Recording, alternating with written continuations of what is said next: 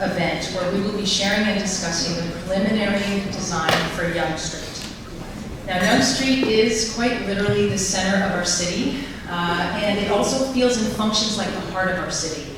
So with that, I'd like to start us off in a good way, a grounded way, with our land acknowledgement.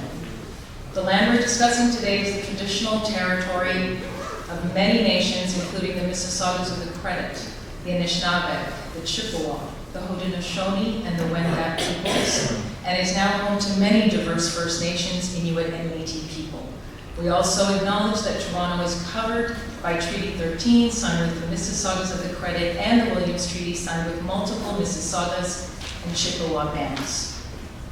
Now, just before I go through the agenda, I want to see a show of hands. Who was involved in previous YongeTOmorrow meetings during the environmental assessment?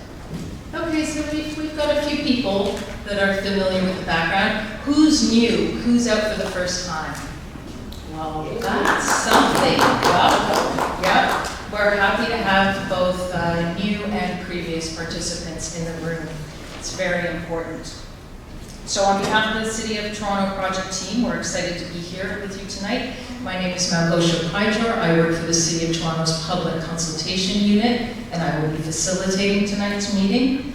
Our agenda, really we're going to have some brief introductions, some opening remarks, quickly get through some meeting guidelines, and then we have a presentation for you. It's about 20 minutes, not too long. It'll take us to 7:30, and then till 8 o'clock, we'll have questions and answers, and then at 8, we'll go back into a drop-in format where you can look at materials and speak with staff. Bear with me while I click. So I want to welcome our local councillors here today, both for University Rosedale as well as Toronto Centre. I would first like to ask Councillor Moyes, followed by Councillor Diane Sachs, up to start us off also in a good way with some opening remarks. Thank you, Councillor Moyes. Thank you very much. Good evening, everybody. What a great turnout to see so many faces here. I do see a lot of familiar faces and some new faces. We've been talking about YongeTOmorrow since 2019, and we're now in 2026. I was told when I first got elected that this project had been well on its way, and here we are, and still those shovels in the ground.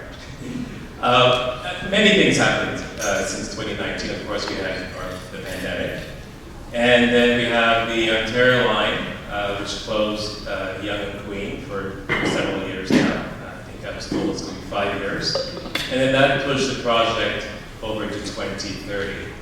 I've seen many renderings of this project. This one I think I probably saw 6 months plus ago. I think it looks great. But I'd like to see shovels in the ground as quickly as possible. But I'm happy that everyone's here tonight to provide some feedback to the community. I got here a little early this evening. I actually went around the room, spoke to a few people, saw some of the notes that are on the table in the back. Many people commented on pedestrianization. I'm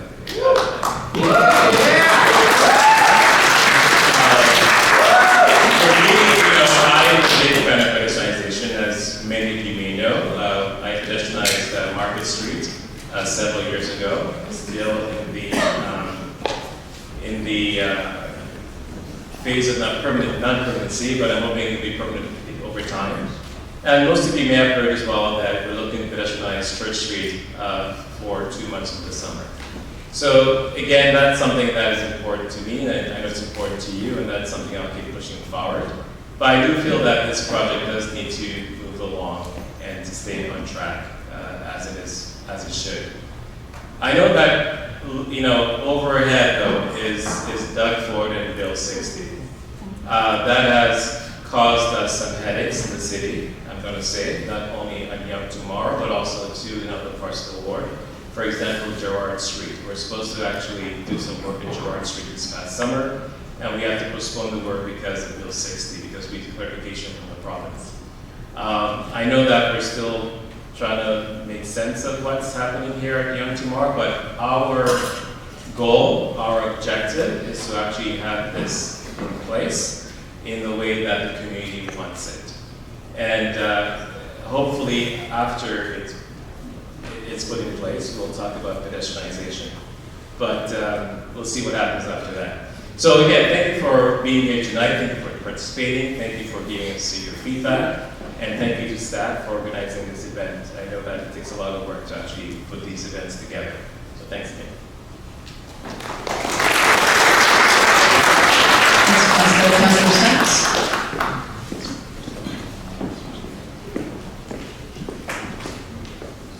Hello everybody, thanks for coming out tonight. How many of you have emailed me about pedestrianization? Okay, you know what? Please keep speaking up about it. It's one thing for Ford to keep us from doing what's right and what we know the city needs. It's a different thing for us to not even try. So we know that on the bike lanes, the courts have looked at his rationale and found it to be completely valueless. That is why we still have bike lanes on Yonge Street, because his argument that bike lanes cause congestion didn't have any foundation at all. We know that, you probably, some of you heard on the radio this morning, various people talking about the meeting tonight and the opportunity to make a little piece of downtown safe and friendly for pedestrians. You saw some data in the back, only 175 bikes. Well, you know why? Because there's no safe place to cycle on this part of Yonge Street. There's absolutely nowhere. So, I mean, I ride my bike almost everywhere, but I'm not that crazy to try and ride in a place that's all set up for me to run down. So right now, we set up the infrastructure so that cars come first. And when we have set up the infrastructure for cars to come first, guess what we get? We get cars. But more than half the people in my ward don't have cars. And more people don't want to have cars. They can't afford to have cars. They don't want to burn the fossil fuels the cars emit. They've got better use for their time and money and space. And if we make the city safe for walking and cycling and transit, we know there is a huge unmet demand for those things. But that means that we have to do our job as a city, and we don't get these opportunities very often. Major streets only get redone once every 50, 75 years. So we throw this opportunity away. We're not going to get another chance for many, many, many years. So if you care about this, speak up, keep pushing. Yes, Ford is in our way, but that doesn't mean we have to stop. Thank you so much.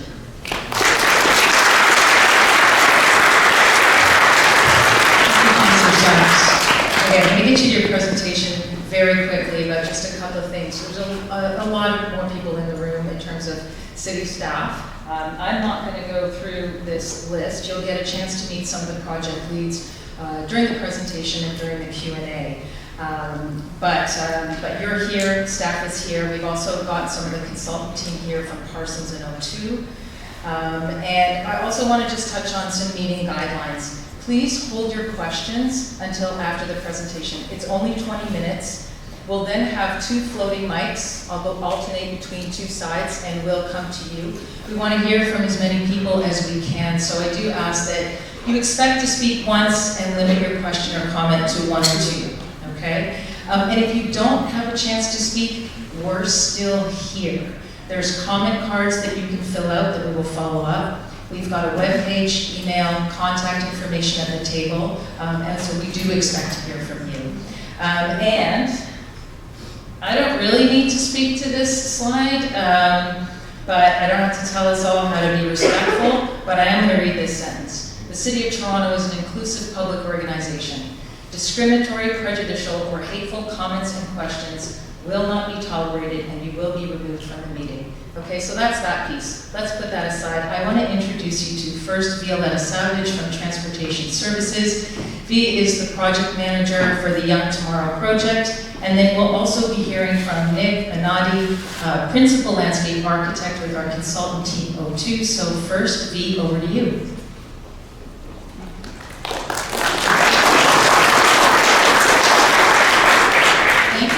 Thank you. What a wonderful way to start a presentation. I really appreciate that. So today we're going to talk to you about the YongeTOmorrow project, obviously, but through the presentation, we're going to take you through where the project was, what we're doing now, and what we're going to be doing into the future. So let's start with the basis of the purpose of the project.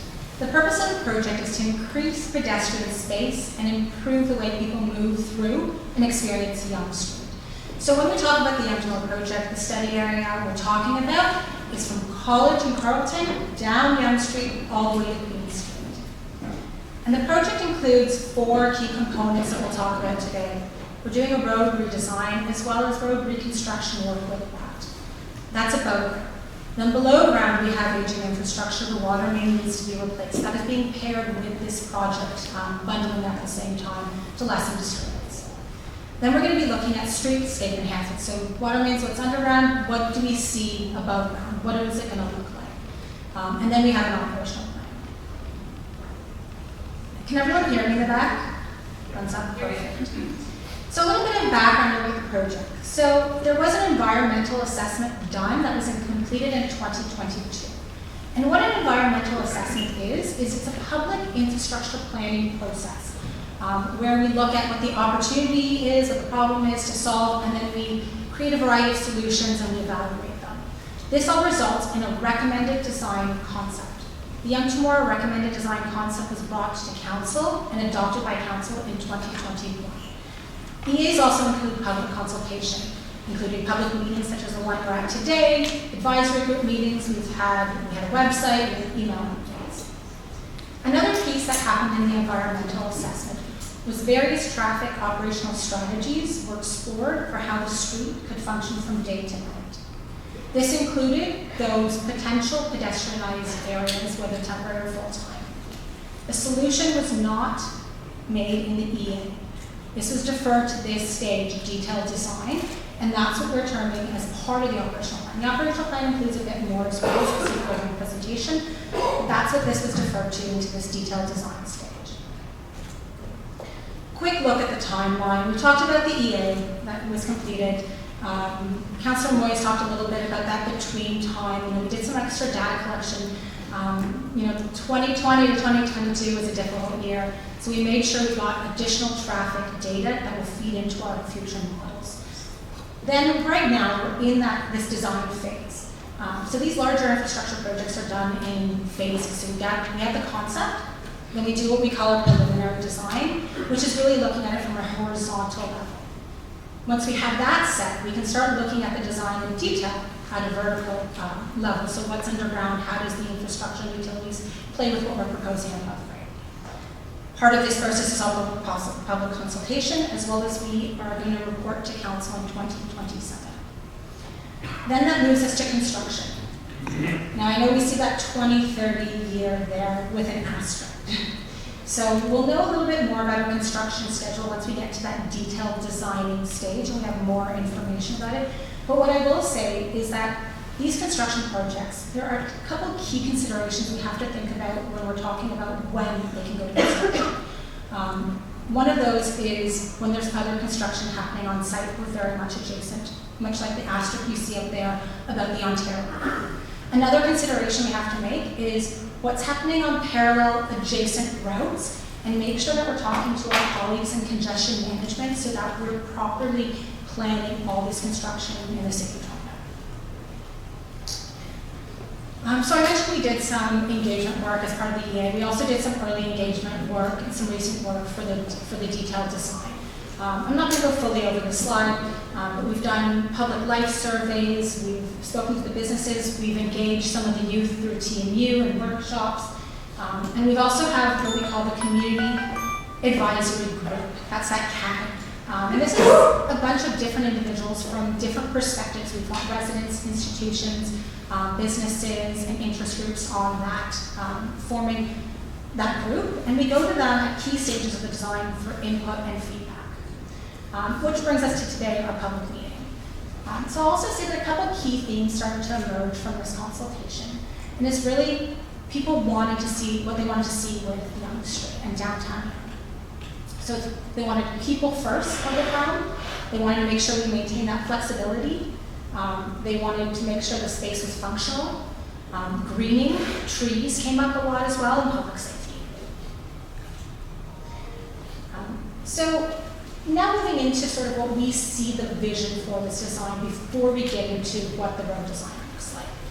So for downtown Yonge Street, we're looking to design it as a shared street that is still vibrant and prioritizes pedestrians, balancing movement, gathering, really ensuring that Yonge Street will serve the daily needs of everybody.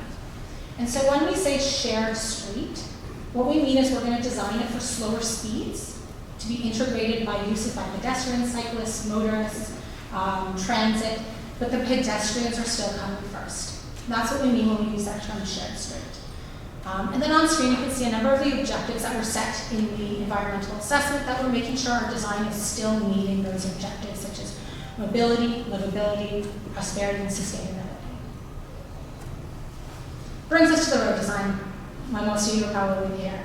So for the corridor, this is a typical what the corridor will look like in a 20-meter right-of-way. The 4 driving lanes of Yonge Street will be reduced to 2 driving lanes, 1 in each direction. With that extra space, we're giving that back to pedestrians. So we're expanding the pedestrian clear, the sidewalk area, as well as adding additional space to the furnishing zone at 2.7. And I'll talk a little bit about these in a slide over. Then between College and Gerrard, we're lucky enough to have 6 extra more meters in the right-of-way versus the 20 meter that we're dealing with the rest of the corridor. So with that extra space, we're putting separated cycle tracks. Also in this section, we're adding 1 pedestrian signalized crossing that's going to connect McGill Street to College Park. So let's just talk about a little bit about the design considerations. I introduced a lot of sort of lingo about pedestrian clearways, furnishing zones.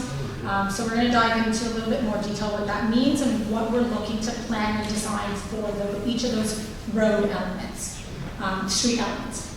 So for the vehicle lanes, we're looking to design it to a 30-kilometer-per-hour speed limit. This isn't just a posted speed. This is looking at it from the ground up and how we design the road to what my engineers will call self-enforce so people will react and naturally drive slowly to that 30 kilometer. We're looking at reducing curb radii, putting some raised pedestrian crossings in, and ensuring we still have that nighttime bus service and having those surface level bus stops. Then for the pedestrian clearway, the pedestrian clearway is really just that, the area that is free and clear, unencumbered by any other infrastructure for pedestrians to move back and forth. And we're going to make sure that it meets or exceeds accessibility standards. Then we have this furnishing and planting zone, and this is where it gets really interesting. In that zone, it'll really depend throughout the corridor what we're doing with that area. But some of the things that we can do are tree planting and green infrastructure, wayfinding signage, poles can go in there, seating, garbage cans. Also in some certain areas where the need is the greatest, we'll look at areas where this sort of juts in, vehicles can pull over for that temporary loading or delivery or pickup. These aren't parking areas, these are just to function for loading or ride shop. We're also going to be looking into adding food delivery waiting areas or zones. I'm sure you guys have seen all the food delivery bikes. They're not going anywhere. We've got a lot of restaurants on Yonge Street, so let's see how we can accommodate those waiting areas. And then, of course, we can't talk about Yonge Street without addressing the item of safety. Safety was a key priority that continued to come up during our public consultation. And I will say that safety is really a multifaceted, integrated approach. The City of Toronto is trying to enhance the public and the downtown safety through a number of different measures, such as specialized crisis teams, having more increased transit security, mental health crisis support, and targeted outreach. So what can we do as road designers and building the street to also contribute to that safety and those other programs? And the best that we have here is crime prevention through environmental design. And so this principle is basically looking at the lens of designing the street to ensure that we're thinking about this public safety constantly. And a couple of examples of that is maintaining clear sight lines, so there's no blind corners, increasing the lighting, ensuring that there's adequate lighting throughout the corridor, also encouraging activities that foster that sense of community, that sense of ownership of the place.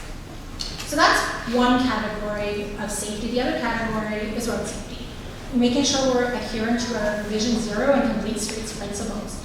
And a couple of these I've already mentioned, so lowering the speed limit, looking to reduce the distance that a pedestrian needs to be on the roadway when they're crossing. I had mentioned and sort of skimmed over the curb radii reduction, and that's what this picture up here shows really nicely. And then before you see a pedestrian standing on the sidewalk, and you've got this wide, this big turn, this little turn that a vehicle can make pretty quickly. Whereas in the after, there's more space for the pedestrian to wait, and we know we have a lot of pedestrians in this area, to cross the road, as well as vehicles need to slow down to make that turn, being able to see that pedestrian. We're also looking at raised pedestrian crossings, and it's exactly what it sounds like. The crossing of where pedestrians would be the same level as the sidewalk, and again, that brings visibility to the pedestrian crossing and self-enforces that this is a shared use with a pedestrian priority.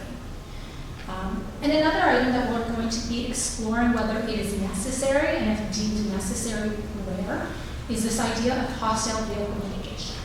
And what hostile vehicle mitigation is really a set of measures. It can be bollards or it can be street design that we implement to protect pedestrians, users, or even buildings from either an intentional or unintentional vehicle attack. Again, we will explore whether this is required, and if we deem it's required, where that will go. So at this time, I'd like to invite Nick up from O2, our landscape architect, to discuss the streetscaping.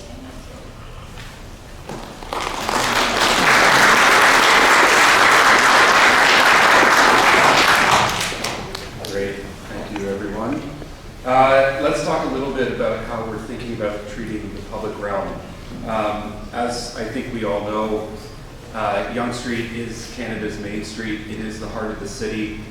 We feel very strongly about the public realm and what that means for the future of the city and the area, and how we treat it needs to be special, and it needs to celebrate the iconic nature of this street. So in terms of streetscaping enhancements, what that looks like, we are looking at things like paving, lighting, tree placement, public art, indigenous placekeeping, how all these things can come together in the public realm and define the experience that one would have walking through the street.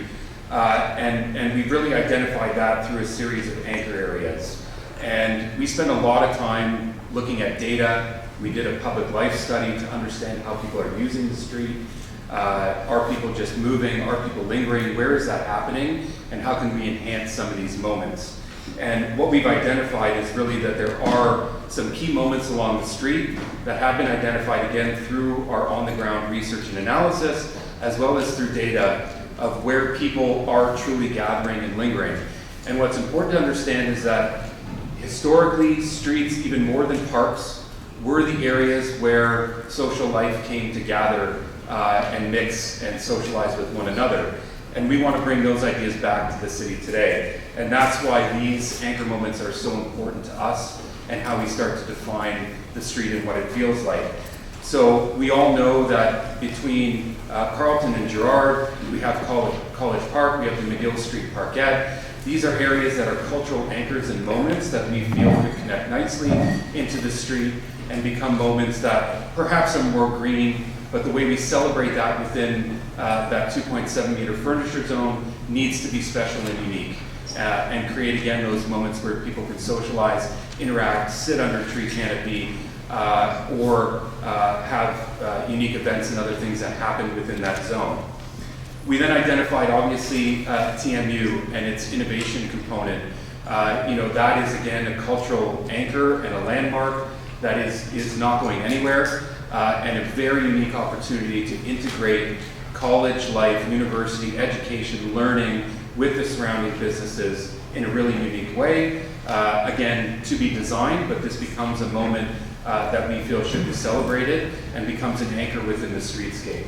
And then, of course, as we move between Dundas and Queen, we have St. Copa Square, we have Mirvish Theatre, we have the Elgin Winter Garden. These are the areas of performance. How do we bring that idea into the street? We see lots of performance now, but are there ways to further enhance that? We mostly see that outside of Eaton Center. What are other ways that we can bring that throughout the street. So those are some of the very quick moments that we are starting to think about. Come see us at the back. We have lots more to describe after the presentation. So what does that mean in terms of the zone and these anchor moments? So again, just understand these are just present images. These are just images to spark creativity and idea. Whether things are flexible or more fixed, that is yet to be determined. But what we want to describe is that there are opportunities for these mixed-use flexible spaces where people can gather, eat, come together, support retail, support the economic vitality of the street, supporting local businesses. We've heard a lot about green. Green is really, really important.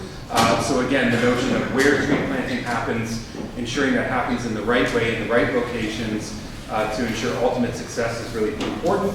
Of course, spaces to gather and study, TMU, again, that innovation area. How does that spill out into the street? How to create opportunities where the general public, students can meet, interact, discuss, becomes really important, and how students can use these spaces, of course, as well. And then entertainment. So again, I've mentioned that previously, but there are lots of opportunities along this street within that furnishing zone to create opportunities for event, performance, which really becomes a unique celebration of city life on the street. So that's the quick open space, landscape architecture, urban design component of the street. Lots more to talk about. Come see us at the back, and I'm going to hand it back over to Lee. Thank you.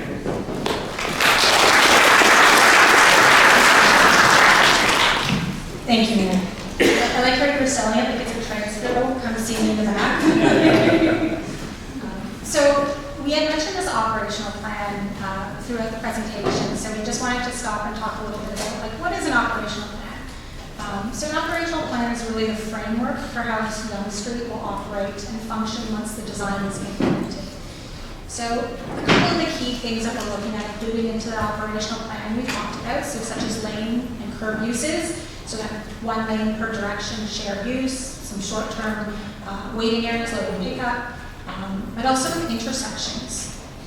We're looking at the signal timing, so prioritizing pedestrians. You may have noticed, where you can walk, the pedestrian signal starts first. We'll look at incorporating those where while also making sure that we're maintaining essential motor vehicle traffic through. So it's a balance, we'll be doing that work.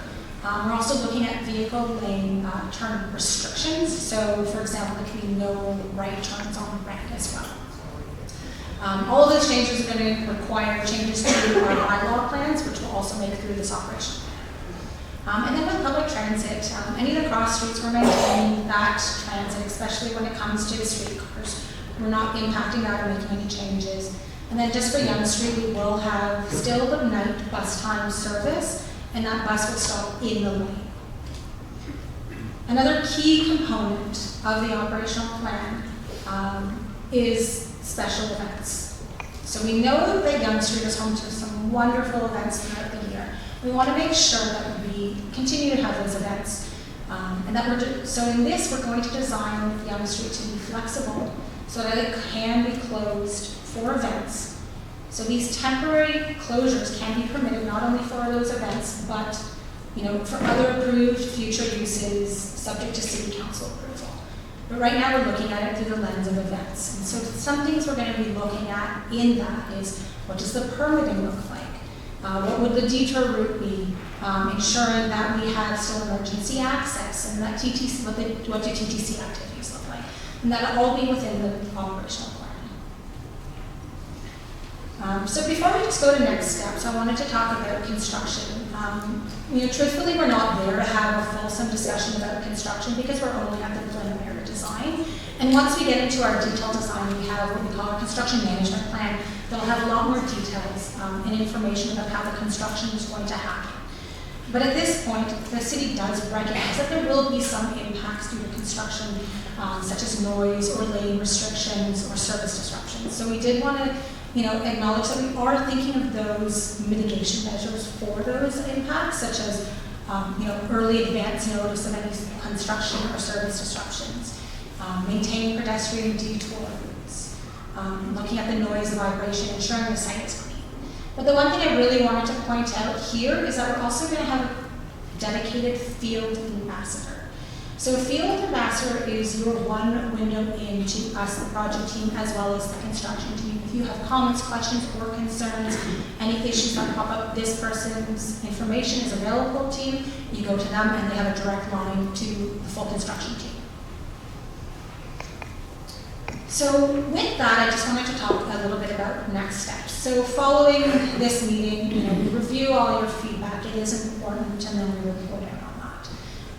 But also with that, we're working with our other colleagues at the city or different agencies to get their technical expertise and input on this. We'll be meeting with police, we've met with EMS, we'll be coordinating with all the utilities that are in the area. With that and the public consultation information coming in, as well as adhering to our standards and the city guidelines, we'll refine the preliminary roadway design as well as the operational plan. Now we're aiming to have this complete and brought back to the public in spring of 2027. At that time, we will also be bringing the operational plan to a committee of council.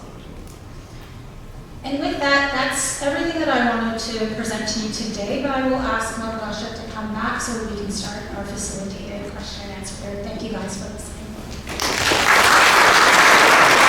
Okay, thank you, Nick.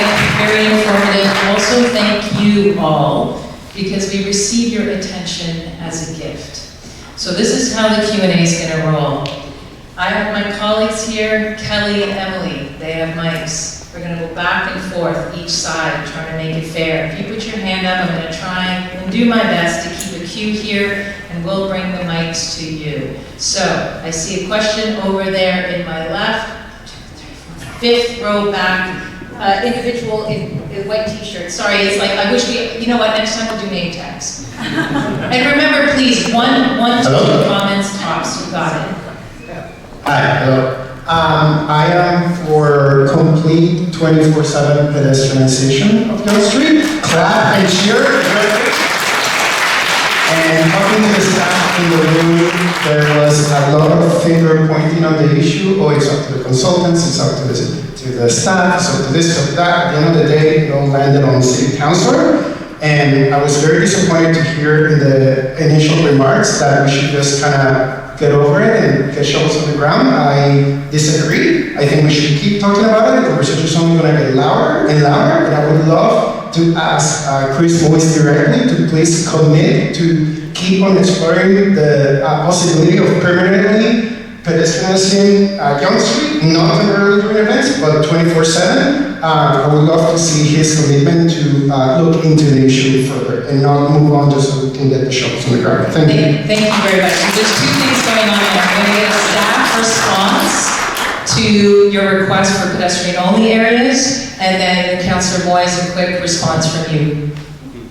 Yeah, so I can address that elephant in the room. I think you called it an elephant in the room when we were talking, or someone did, about pedestrianization. So as I did say, we are designing that flexible street so that if the need does arise, that we can pedestrianize it. And we understand that we've heard your comment, and we do appreciate that. And we also do, a lot of us know in the room that there is this motion, and Chris mentioned it, about Church Street. So Church Street, what that does, if it goes through council, then it provides the city with this wonderful opportunity to use it as a pilot project. And for us as staff to learn from that pilot project and take that information and start developing it into a city pedestrianization strategy, guidelines, and figuring out the resources required for that. So I don't know if... Sure. I'll be the in-between. There you go. Thank you so much. Again, I'd like to believe that I am the champion for pedestrianization in the city.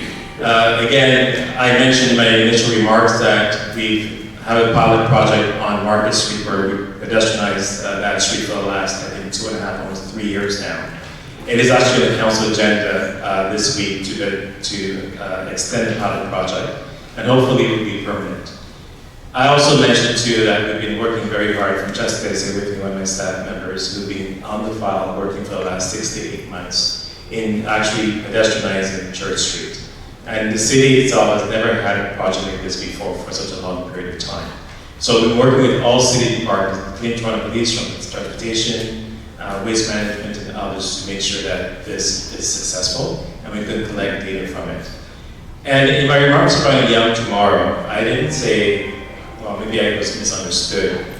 I do want the project complete, yes, and I want it pedestrianized. It's not one or the other. But again, it's not only up to me, it's something that I have to work with my colleagues on.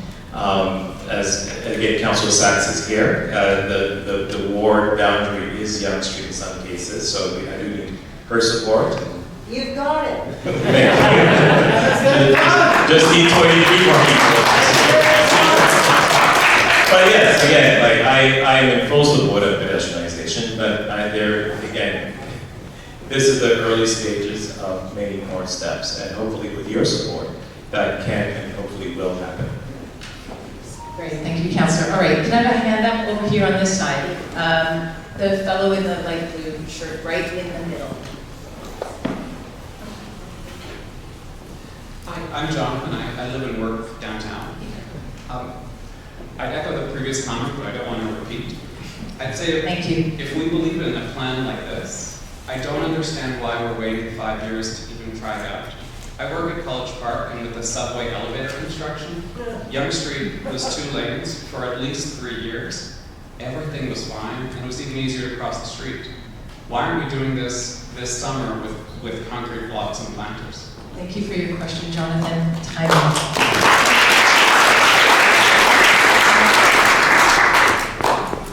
Yeah, thank you for your question. I can also attest that both councillors have definitely asked me if we can get this started earlier than our 2030 timeline for sure. So we do also have that pressure. So, I mean, what you're talking about is a pilot project.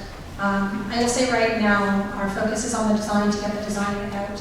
A pilot project would require additional resources, whether it be staff and financial, that aren't right now budgeted in the project. We also have... Just let the elevator construction go on. Sorry, I really didn't do with the elevator construction. We can find that out for you. Yeah, there does continue to be some construction on Yonge Street related to the TTC traction station project.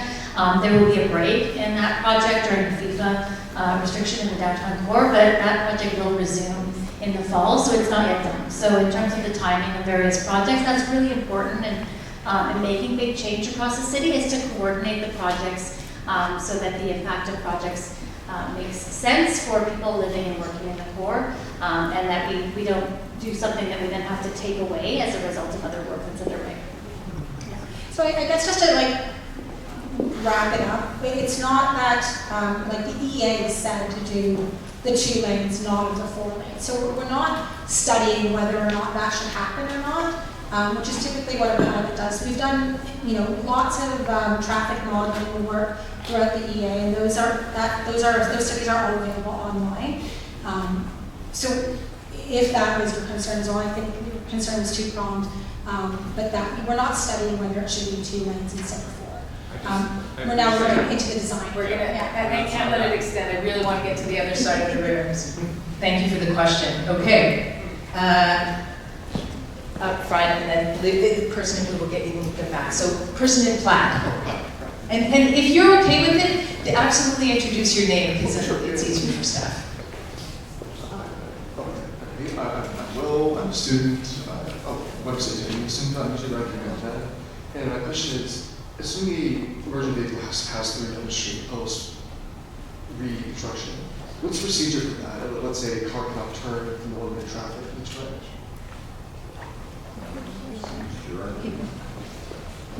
So we're talking about in the final condition that is 2 lanes, what happens if there's construction occurring?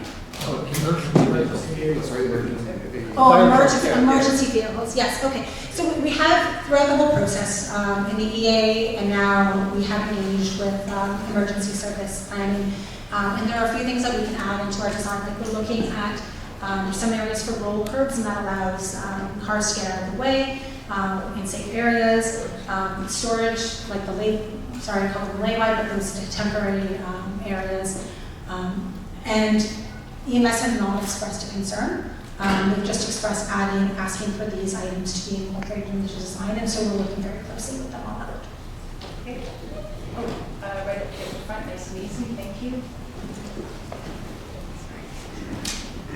Hi, thank you for this. I really appreciate it. A little bit of an echo from what others have said. There's clearly an interest in pedestrianizing this project fully, with the difference of like how quick Church Street pedestrianization has been going on for like I would say several months compared to this, which has been taking almost 10 years, especially at the end of 2030. What do you need from us as the public to make this happen at a quicker timeline? Quicker timeline, not for the project, but quicker timeline for pedestrianization. Exactly, yeah. So that's a bit of a loaded question. I guess I'll first start, and it might not answer your question, but give context. Church Street is just a closure. We're doing a full road reconstruction here, as well as paired with widening. So we need to factor that into the timeline. So we just can't speed up that work as well. And then in terms of Church Street, I said it before, Church Street offers us this beautiful opportunity to learn from that and figure these things out as well, while Yonge Street is in that design process. I don't know, Jacqueline, if you had anything additional to that. Yeah, really only to say that there's staff resources on the engineering and design, project management side focused on the fact that this street needs to be reconstructed and to get the design of that reconstruction right. The operational plan for the future of the street is part of the scope, but the operational planning for an interim state is not part of the scope of this project. So if there's engagement from other groups that are interested in events that are longer standing in nature than a 1 or 2 day event that typically goes through our street event process, then those groups should contact the city through the normal process. That can happen. There are longer periods of event closures that other streets have contemplated, and then the ones that Councillor Moyes has championed in terms of Market Street as an example. The scope of this project is about rebuilding the street from the ground up to be the street that will last for generations to come. Sorry, I'm just going to add to that, just to address the last bit, like what can you do? And I mean, this goes to everyone in this room, whatever their comment is or position, this is what you can do. You can come to these meetings, you can speak to us, you can fill out the form online, you can email us, you can email the councillors. This is how we get your feedback, this is how we understand what the public wants, and we do read them. We do incorporate them into the design, and I'm saying that goes for everyone's comment here. Thank you. Patient gentleman in the blue. Hi, my name is Chuan. I want to address the making Yonge Street safer for pedestrians. There are more and more delivery vehicles, and I'm talking about motorized two-wheel, three-wheel vehicles. And I do not know the law in terms of where they can go. They seem to be everywhere, bicycle lanes, sidewalks, roads, they're just everywhere.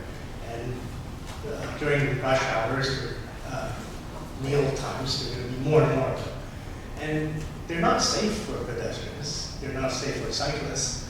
And then also, there's one particular restaurant I know of that during meal times there are like 25 of these vehicles parked in front of the restaurant, just waiting to get their food and things like that.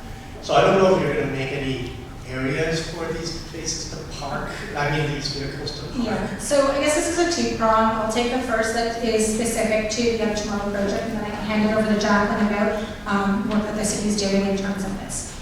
So for the YongeTOmorrow project, exactly that. We see them congregating and just waiting for a pickup. And the thing is, they're not going to go away. Also, we have a ton of wonderful restaurants that, a lot of people order and delivery. So it's kind of neat, you stay in your living room and order.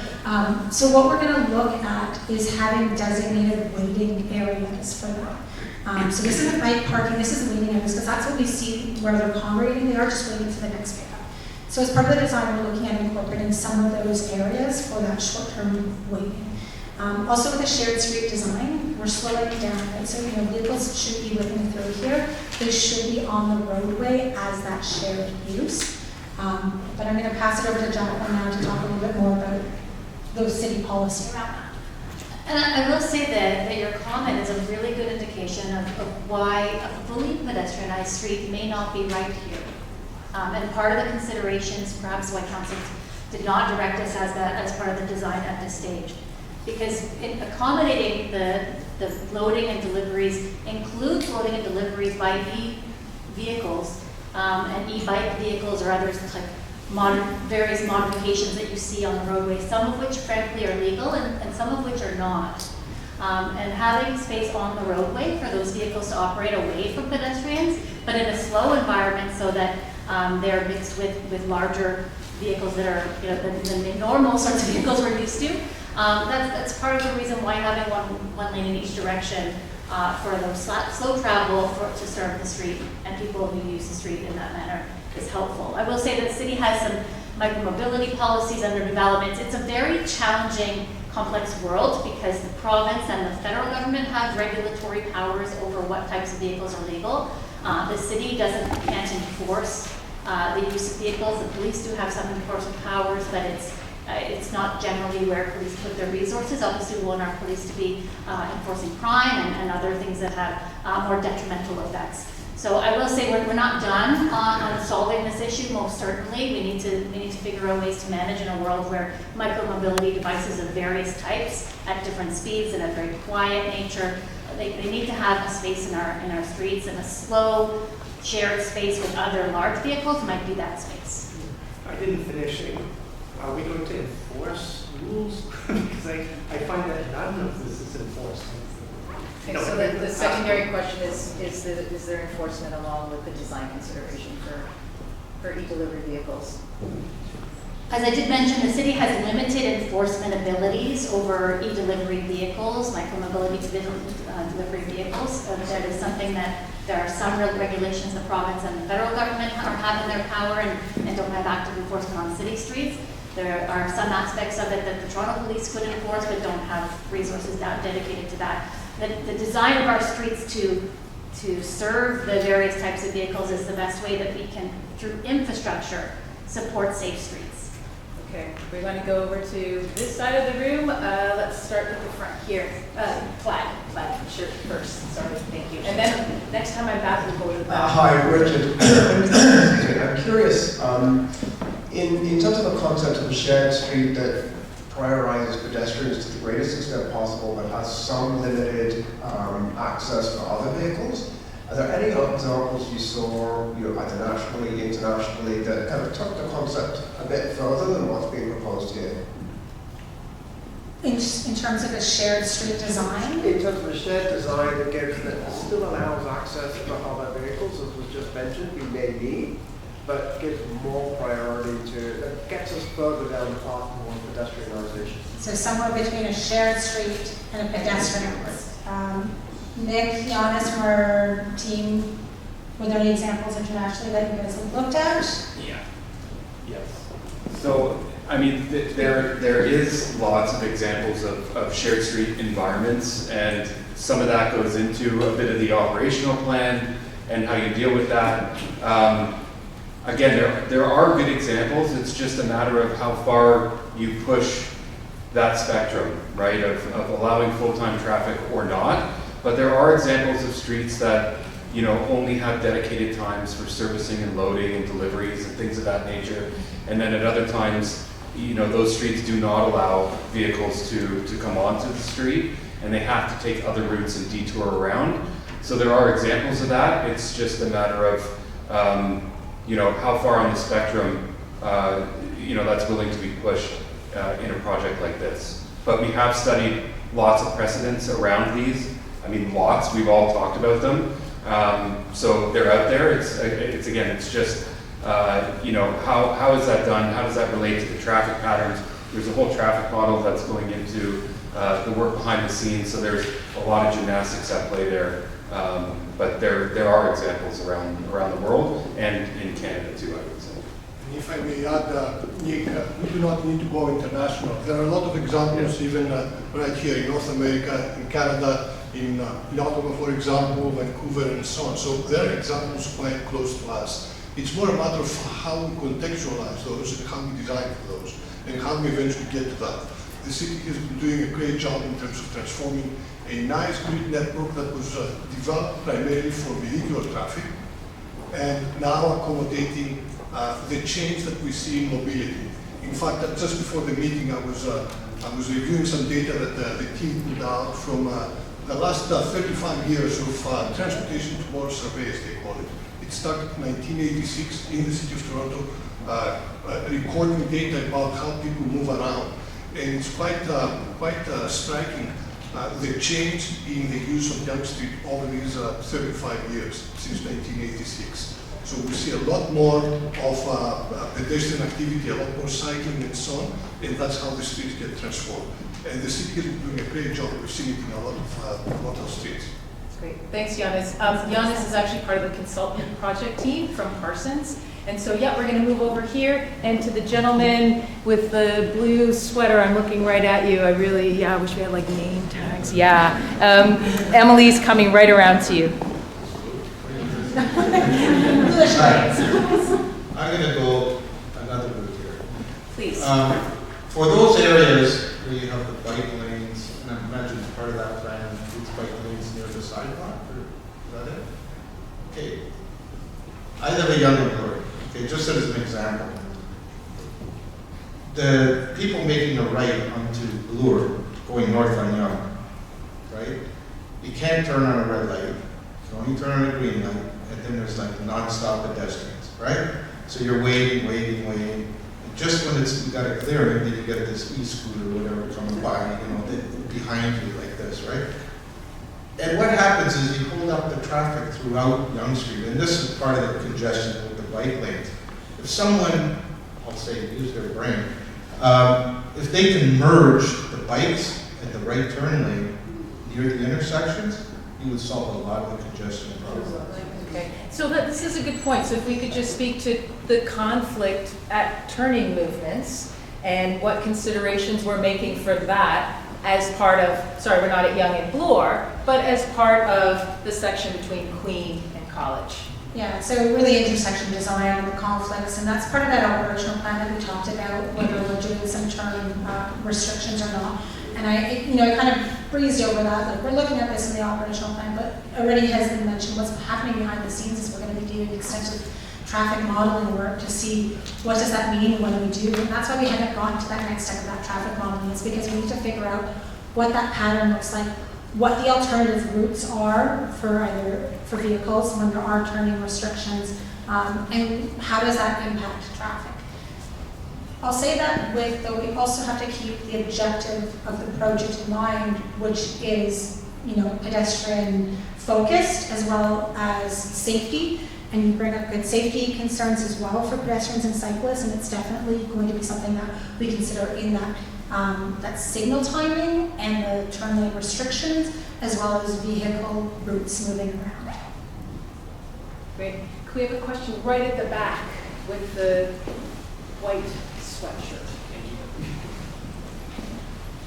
Hello, my name is Matthew. I live and work downtown.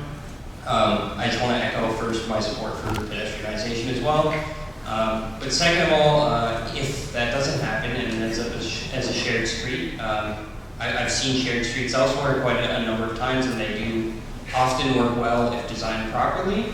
But the one thing that concerns me about what I've heard today is I've heard a lot about trying to traffic calm and control turning motions and such, but not about controlling the amount of traffic flow. Was there any consideration in like going through all of this in ways to, say for example, create modal filters or anything else that would limit the amount of car traffic to make the space feel more comfortable for pedestrians, cyclists, and other road users to share the space? So you're saying like limiting how many vehicles can enter, say, at Queen and Yonge? Not just there, but just how many vehicles are using it as a through route versus, say, like how much it's able to be used as actually a space for people to enjoy.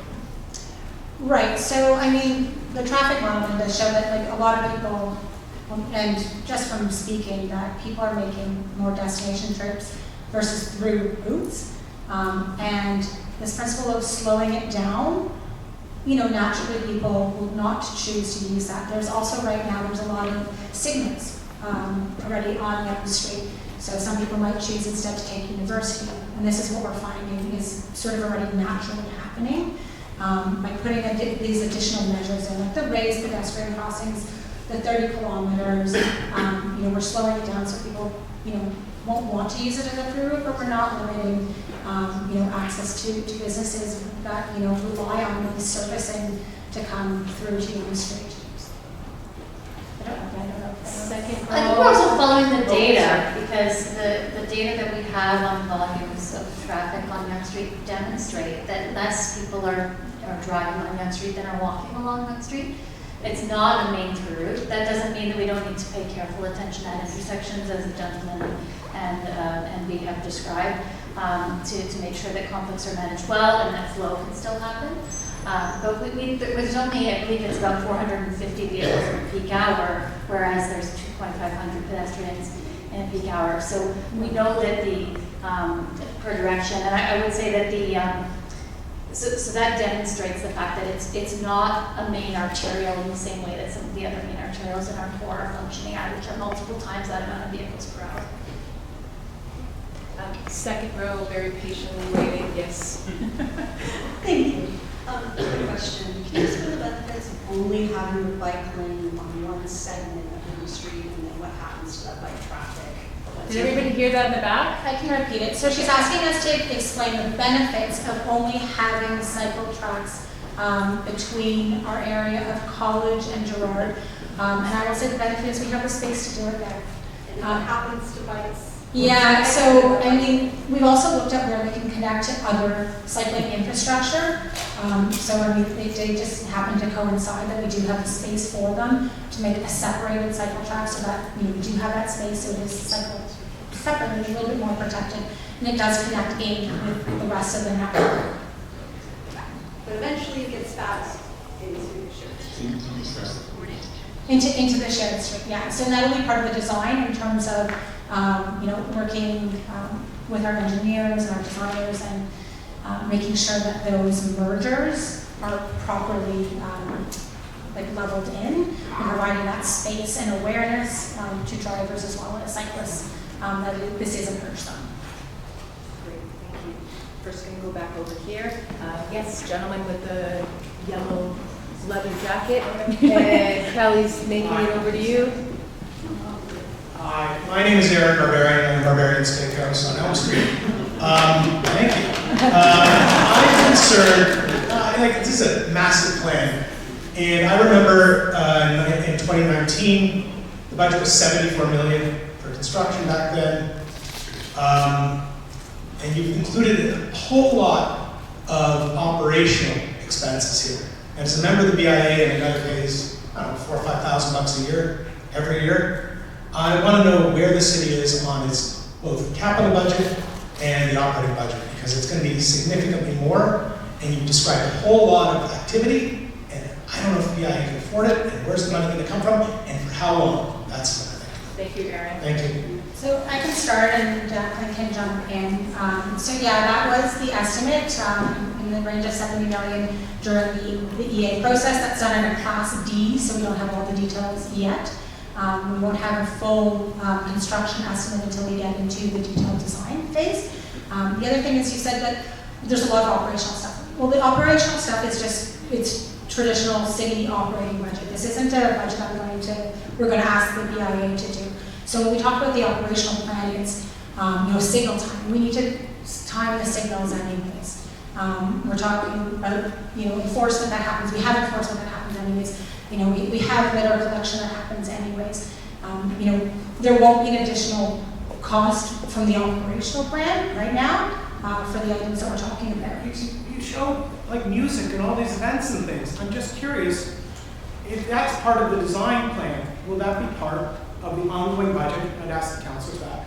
For many, many years to come, for the life of this. Right, yeah, so that's where we would be working with partners, either in our economic development or working with the BIA if the BIA chooses that this is something that they would like to partner with.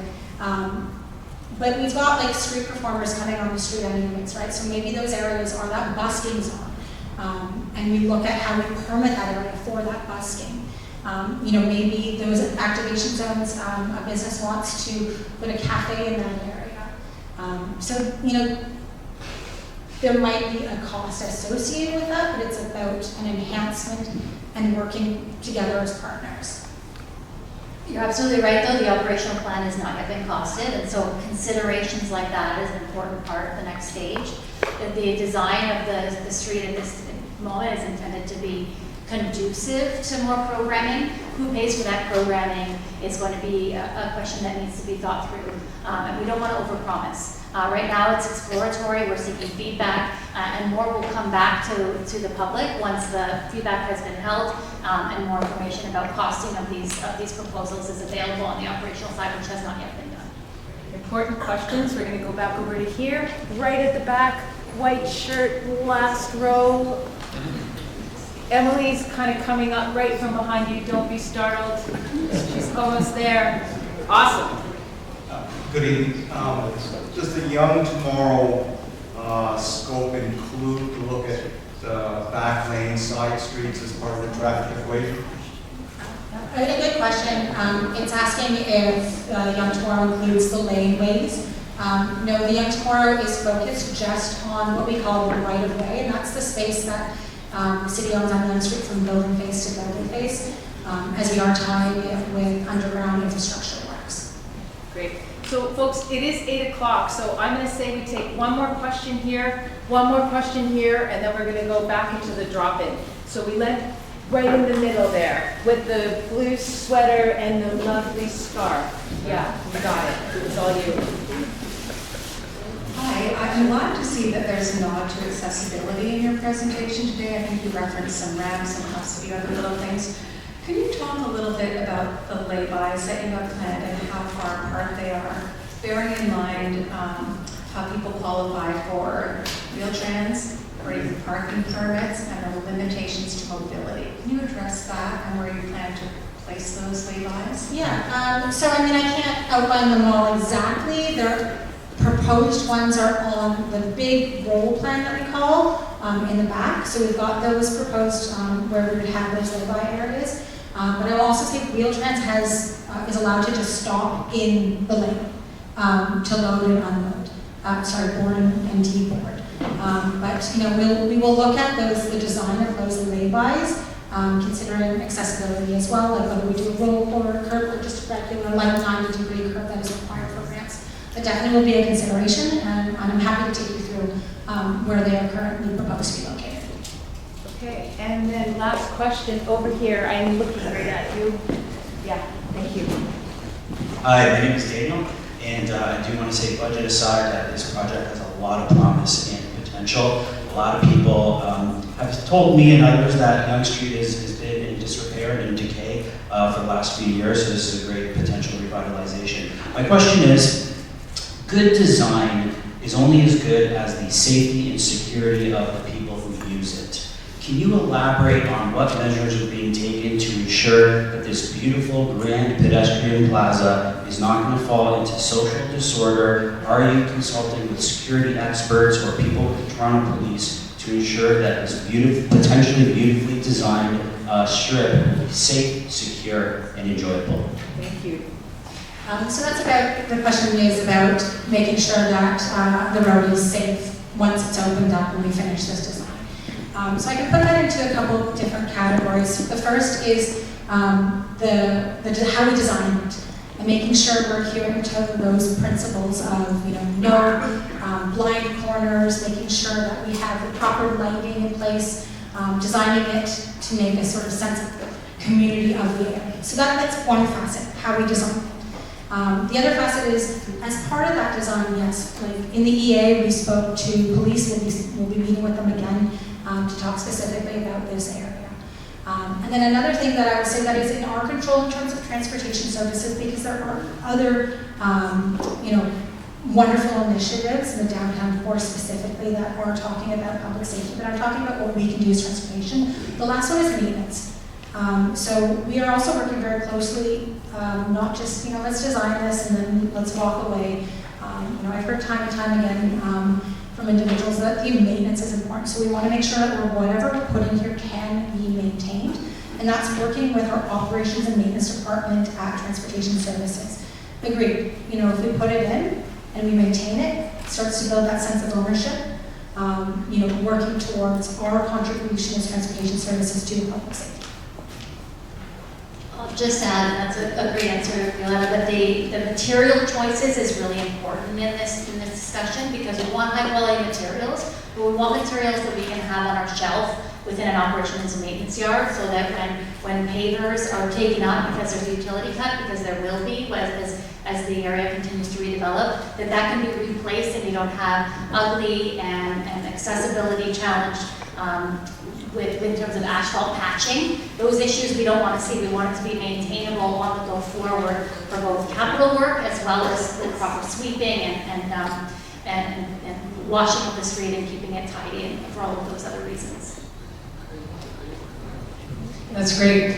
Listen, how great are all of you? Really good questions and comments about pedestrianization. We heard that numerous times. Factoring in EMS, also the timing of the project, people being wanting it done now. Lots of good questions about safety, delivery vehicles, and also AODA and lay-by considerations. So we're still here till 8:30. If you did have a question or comment and you didn't get to speak, there's comment cards.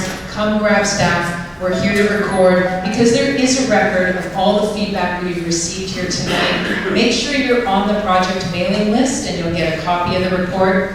If you haven't filled out a survey, you can be one of, I think it's 2,500 people have filled out the survey so far. You can do it here. We've got iPads at the front. If you want a printed copy, you can also do that. My contact information is right there. I'm happy to receive your email or phone calls. So thank you again for your attention. Really good questions, for being engaged, and come see us at one of the tables around the room. Thank you.